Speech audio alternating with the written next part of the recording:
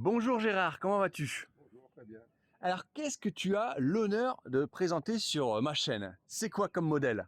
C'est un camping-car Le Voyageur euh, qui sont basés en Bretagne, hein, de toute façon, puisque c'est Pilote maintenant. Avant, ils étaient tout seuls, mais ils ont été rachetés par Pilote.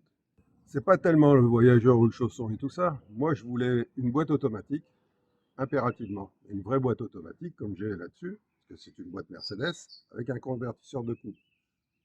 Alors que des camping-cars, enfin, des mécaniques de camping-car avec des boîtes automatiques, ça ne court pas les rues. C'est souvent comme Fiat faisait. Maintenant, je crois qu'ils se sont mis quand même aux boîtes hydrauliques. Mais Fiat faisait des boîtes comme les voitures. Donc des boîtes avec un embrayage.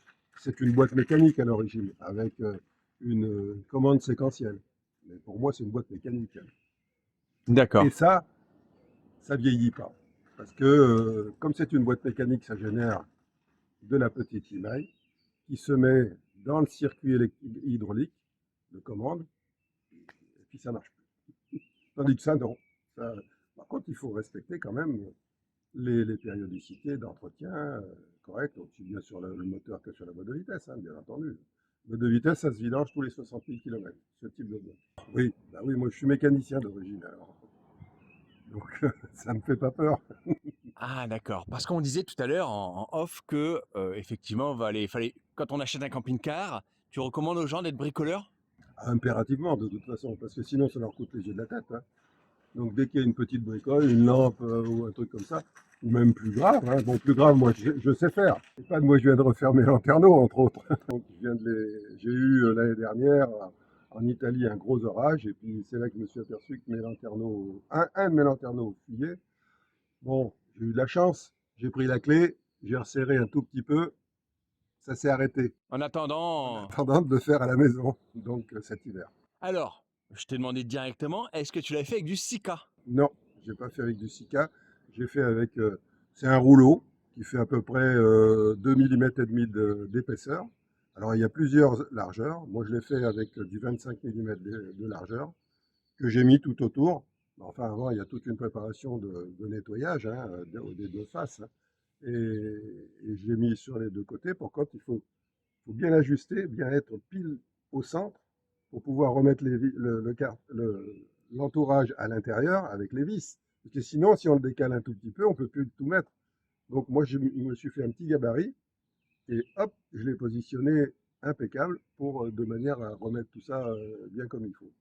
Et il faut faire ça proprement, bien nettoyer les surfaces. Les pneus, c'est impératif, hein. Si les pneus ils ont 10 ans, ils sont morts, même s'ils ne sont pas usés. Et on n'use pas sur un camping-car. On change prob- probablement les pneus avant qu'ils soient usés, mais ils sont plus dans la norme. C'est du caoutchouc, hein. Le caoutchouc, ça ne vieillit pas très très bien. Donc, moi j'ai un autre collègue qui a le même que moi aussi, comme ça. Bon, il est en 6 cylindres le sien. Ses pneus 13 ans, il a éclaté 2 fois sur la route. Moi j'ai discuté avec un gars de chez Michelin. Il m'a dit un camping-car qui est aussi camping-cariste. Il m'a dit un camping-car, tu t'embêtes pas, tu ne cherches pas à comprendre. 8 ans, tu changes les pneus. Et là, tu roules. De toute façon, c'est, c'est la seule chose qui nous sécurise par rapport à la route, hein. Là, on n'a rien d'autre, hein. Si on a des mauvais pneus, on a une mauvaise tenue de route, on a tout un tas de choses, hein, qui rentrent en ligne de compte, hein. C'est-à-dire que l'intégrale, bon, voilà, on le voit tel qu'il est, parce qu'il est d'un seul bloc, alors qu'il y a les camping-cars c'est pas ça l'intégrale aussi. Donc il y a les camping-cars qui sont montés avec la cabine devant du fourgon et une cellule derrière. Et après, il y a les petits vannes, tout ça, Il y a les voilà. capucines aussi. Il y a les capucines qui se font. Je ne sais pas si ça se fait toujours. Choisis un camping-car d'occasion qui aura déjà eu toutes les misères, s'il y a misère, il y a, et en boîte automatique. T'as tout dit, Gérard. Je conseille toujours aux gens, déjà avant d'acheter un camping-car, de en louer un. Voilà. Déjà d'en louer un. Suffisamment longtemps pour être sûr de son coup. Est-ce qu'on achète un, est-ce qu'on n'achète pas? Est-ce qu'on est fait pour ça ou non? Ensuite, ne jamais acheter neuf. Alors là, s'il y a des concessionnaires qui vont m'écouter, je vais me faire tuer. Quoi qu'ils vendent aussi de l'occasion. Mais ne jamais acheter si on peut. Mais Bon. C'était son premier, je m'excuse de couper. Ouais. C'était son premier camping-car. C'est comme moi si j'avais acheté un camping-car neuf, c'est pareil. Alors, t'as pas de trappe qui non. est traversante, quoi. Ça, non. Non. Ça, c'est un peu de... Ben, on était parti quand on a acheté ce camping-car. On avait plusieurs critères, donc, notamment la mécanique que je voulais, soit du Mercedes ou peu importe, mais j'étais un petit peu plus favorable au Mercedes et la boîte automatique. Et on avait un lit central. On n'a pas eu le lit central. En occasion, c'est difficile. Quand on achète du neuf, on peut à la limite demander ce qu'on veut. Donc, et on voulait une douche séparée Des WC. des WC. Ça, c'est fait. Ça, on l'a. Il n'y a que le lit central qu'on a. Parce que moi, je suis assez grand et c'est un petit peu court. D'accord. Donc là, t'as quoi? 2 vélos Là, j'ai pour toi et madame. Voilà. 2 vélos électriques. Caméra, elle fonctionne bien? Oui, parfaitement. Ouais. Donc, bah, je présume d'origine. Et la nuit, tu vois bien avec? Oui, oui, on voit bien. D'accord, donc ça, c'est top alors. Alors, il n'y a qu'une chose. Moi, je n'avais pas de cache. Et comme elle prenait toute la cochonnerie, quand ça remuait, moi, je me suis fait un petit cache en aluminium. C'est bien, bonne idée ça pour les gens qui nous regardent. Là. Rajouté, voilà. Alors, explique-nous pourquoi tu as mis un cache s'il y a des gens qui nous regardent, là, qui disent qu'ils veulent faire pareil. Si tu es encore là dans la vidéo, bah écoute, un grand merci. Montre-le-moi, montre-moi que tu es encore là dans la vidéo. Marque-moi sous la vidéo en commentaire, marque-moi Gérard, le boss de la mécanique. Voilà, merci si tu joues le jeu. Et puis si tu as envie de me soutenir, soutenir mon travail, eh ben écoute, c'est avec grand plaisir. Tu peux le faire de plusieurs façons différentes. Tu as tous les détails sous la vidéo, en description et en commentaire.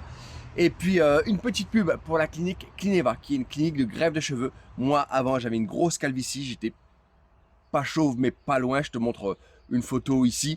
Et voilà, grâce à la clinique Clineva, je me suis permis de retrouver un peu des cheveux. Et donc, voilà, c'est vraiment cool. Et je les recommande. Donc, tu trouveras tous les détails de la clinique sous la vidéo en description. Voilà, allez, c'est reparti avec Gérard. Parce que quand il pleut, ça fait du tourbillon. Et puis hop, il y a un petit peu. Là, il n'y a pas de cochonnerie qui vient dessus sur la petite caméra. Il n'y a rien, rien. C'est un 4 cylindres, donc il fait 163 chevaux. Turbo. Voilà. Je fais en moyenne, depuis que je l'ai sur les 26 000 km, je fais 10 litres et demi de consommation. Tout confondu. Moi, je prends pas l'autoroute. D'abord, il faut en avoir envie, et puis après, il faut aller les voir. Il ne faut surtout pas acheter comme ça sur un coup de téléphone. Moi, c'est comme ça. Moi, celui-ci, on y est allé en plein Covid, mais on y est quand même allé, et j'ai traversé la France. J'ai été visité en décembre, et je l'ai récupéré en février. Toujours en plein Covid. D'accord. Donc, non, ça s'est bien passé, mais il faut aller le voir. Puis l'essayer, demander, et voilà, tout ce qu'on vient de dire. Hein, c'est impératif, hein, mais si on ne connaît pas trop la mécanique, c'est compliqué, quoi. L'avantage de ceci aussi, par rapport à ça, vous voyez, eh ben, le toit, là, il est coupé en 3 morceaux. À 2, avec les embouts. Et ça c'est des nids à fuite. Ah ouais, Ça bouge. c'est vrai, c'est vrai. Ça bouge. Alors que là, c'est comme si j'avais une colle de C'est, béton voilà, tournée. tac, ouais, c'est ça.